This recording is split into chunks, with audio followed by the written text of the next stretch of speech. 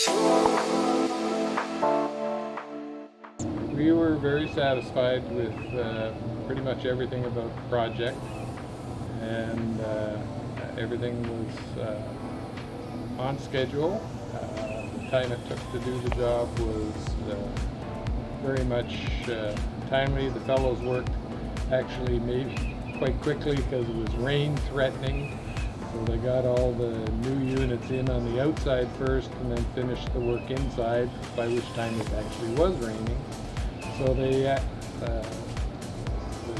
men that were here actually did a very good job in working with the windows as well as the weather.